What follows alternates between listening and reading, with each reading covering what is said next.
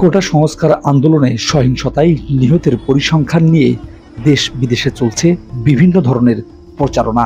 কেউ বলছে আন্দোলনের নিহতের সংখ্যা ৫ শতাধিক। বেসরকারি একটি সংস্থার হিসেব মতে নিহত হয়েছেন ২৬৬ জন। দেশের শীর্ষ জাতীয় একটি দৈনিকে নিহতের সংখ্যা বলা হয়েছে ২০৯ জন।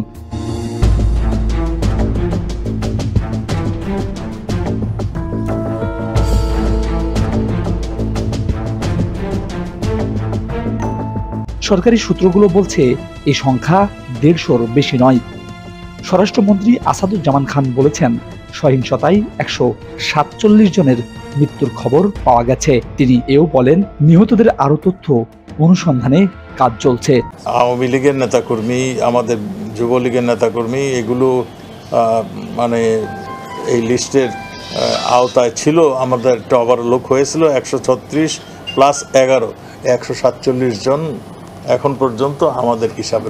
নিহতদের প্রকৃত সংখ্যা অনুসন্ধান চালিয়ে এখন পর্যন্ত ১৮৫ জনের তথ্য প্রমাণ পাওয়া গেছে। নিহতদের আত্মীয় স্বজনদের সঙ্গে কথা বলে এসব মৃত্যুর তথ্য নিশ্চিত করা গেছে।